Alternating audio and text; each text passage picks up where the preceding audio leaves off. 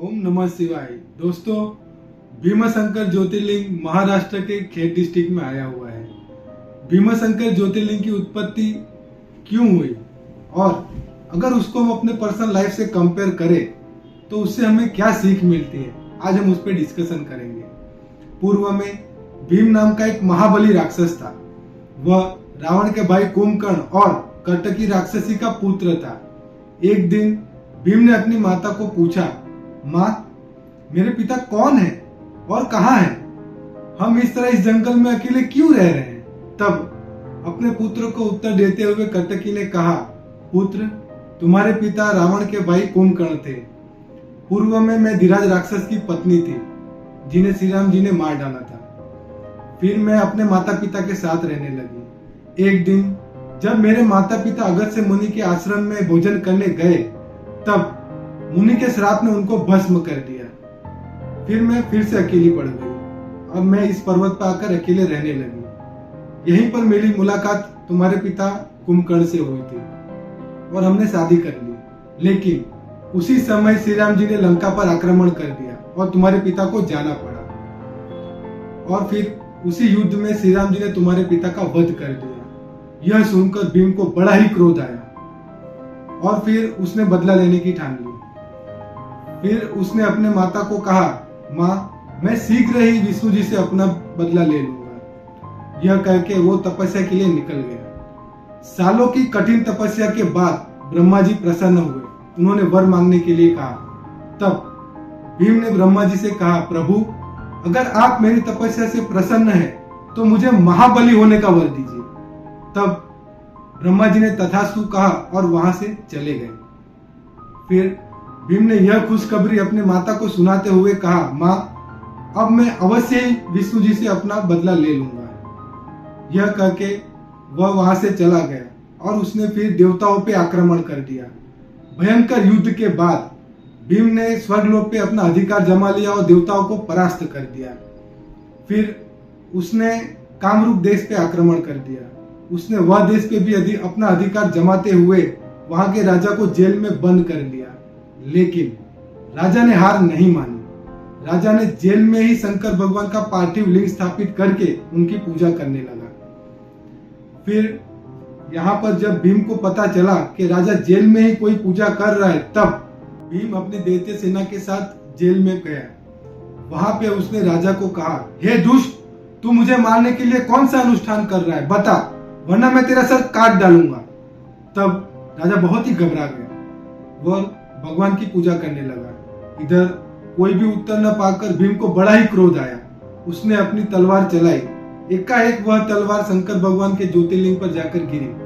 जैसे ही वह तलवार ज्योतिर्लिंग पर जाकर गिरी, उसमें से शंकर भगवान प्रकट हुए और फिर शंकर भगवान ने अपने त्रिशूल से तलवार के 2 टुकड़े कर दिए। फिर शंकर भगवान और उनके गणों तथा भीम और दैत्य सेना के बीच महाभयंकर युद्ध शुरू हुआ। काफी समय के बाद शंकर भगवान को बड़ा ही क्रोध आया और फिर उन्होंने अपने तीसरी आंख से भीम को भस्म कर दिया। लेकिन उसके साथ साथ वहां के वन में भी आग लग गई, जिससे लाखों वनस्पतियां जल के नाश हो गई। तब लोगों के कल्याण के खातिर शंकर भगवान वहीं पर पार्थिव लिंग पे ज्योतिर्मय रूप में समा गए। तब से वह ज्योतिर्लिंग भीमाशंकर ज्योतिर्लिंग नाम से जाना जाता है। ओरिजिनल लेसन, जैसे कि हमने स्टोरी में देखा कि भीम राक्षस को वरदान मिलते ही उसने सभी को अपने अधीन कर दिया और अपने वरदान का दुरुपयोग किया।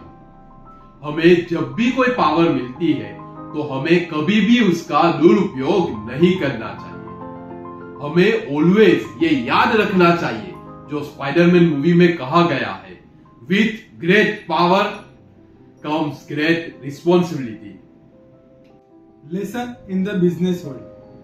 Example of ICICI Bank and Videocon loan fraud.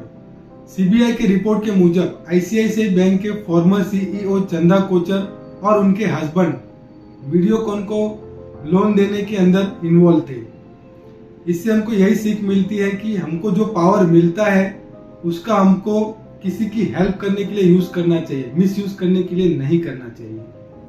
Lesson in this stock market, जब कोई फंड मैनेजर या एडवाइजर ग्रो होकर स्ट्रॉन्ग पोजीशन पर पहुंच जाता है, तब उसके लिए क्लाइंट की रिस्पॉन्सिबिलिटी और बढ़ जाती है। कभी भी ये पोजीशन पर पहुंचकर गलत एडवाइस दी जाए तो वो लॉन्ग टर्म के लिए क्लाइंट का ट्रस्ट ब्रेक कर सकती है। हमें किसी भी सेक्टर में जब बबल हो तो उस सेक्टर से दूर रहना चाहिए, ना कि उस सेक्टर के रिलेटेड थीमेटिक फंड लॉन्च करनी चाहिए। For example, IT sector fund in 2000, real estate and infra fund in 2007, banking fund in 2018, defence, renewable energy, small and mid cap focus fund in 2023-24। Lesson in relationship, हमें जब बड़ी position मिल जाती है और उसके साथ जब पावर मिल जाता है, तब हम अक्सर लोगों को भूल जाते हैं। हम अपने पावर का मिसयूज करते हुए लोगों को नीचा भी दिखाते हैं, लेकिन हमको भूलना नहीं चाहिए कि जीत तो लास्ट में सच्चाई की ही होती है। सत्यमेव जयते। ज्योतिर्लिंग की स्टोरी से हम अपनी लाइफ में क्या सीख सकते हैं उस पर डिस्कस किया।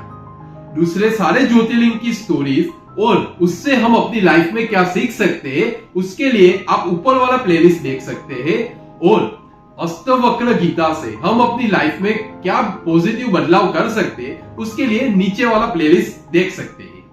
कमेंट कीजिए हमारे साथ। हर हर महादेव।